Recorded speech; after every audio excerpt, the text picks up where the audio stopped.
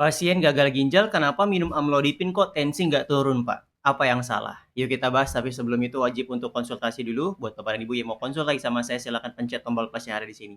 Agar nanti komunikasi kita nggak dibatasi dan saya bisa membalas pesan dari Bapak Ibu. Komen mau konsultasi, dan jangan lupa di-share, semoga jadi amal jariah.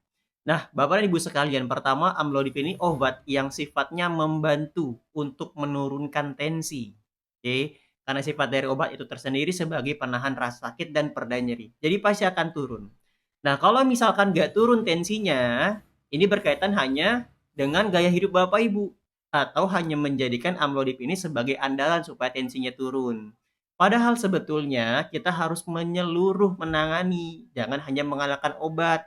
Tapi juga diatur nih secara menyeluruh dari gaya hidup. Yang pertama pola pikirnya. Bapak Ibu stres nggak nih? Karena kalau misalkan stres, badan kita ini akan mengeluarkan hormon adrenalin dan juga kortisol atau hormon stres.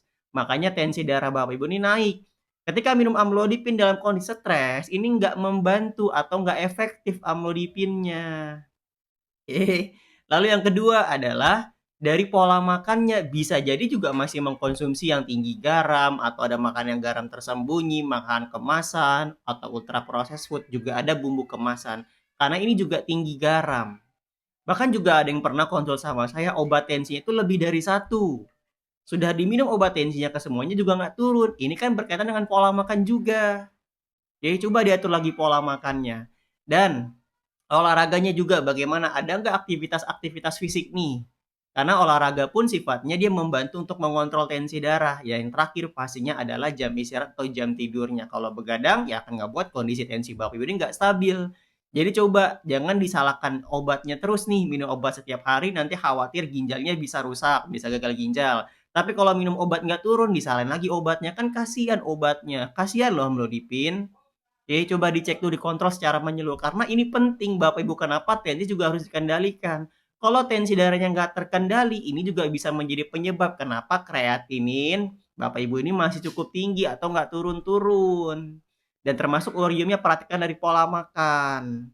Nah, kalau misalkan saya sudah mengatur semuanya Pak, dari pola makannya, dari pola pikir, sampai yang terakhir. Bahkan juga sudah pernah hadir di live-live saya nih, kebanyakan yang konsul seperti ini. Jawabannya kenapa tidak masih ada perkembangan dari pola makan itu kurang nutrisinya. Gizinya kurang. Nutrisi itu kan adalah gizi. Ada di makanan sehari-hari yang Bapak Ibu konsumsi. Kenapa bisa kurang? Karena pada pasien gagal ginjal atau sudah masuk fase stadium 3 ginjal itu harus dibatasi pola makannya. Ya bisa cek Bapak Ibu di VT-VT saya. Salah satunya adalah makanan yang tinggi protein harus nggak boleh atau dihindari sama sekali karena ini bisa memperberat kerja ginjal. Nah, di sini ketika semuanya terus dibatasi, Bapak Ibu tidak berusaha nih melengkapi dari sumber yang lain sebagai makanan tambahan, bukan sebagai pengganti obat.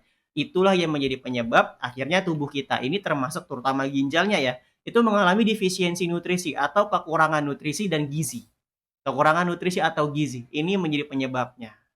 Maka dari itu memang diperlukan nutrisi tambahan, tapi juga aman untuk ginjal Bapak Ibu. Ini loh yang paling penting. Oke, seperti itu. Makanya penting untuk konsultasikan. Silakan buat Bapak dan Ibu sekalian yang mau konsultasi sama saya dan mau menjadi program pendampingan ginjal dengan nutrisi dan juga pola makan, bisa langsung cek di profile, hubungi nomor saya. Terima kasih, kalau bermanfaat jangan lupa di-share.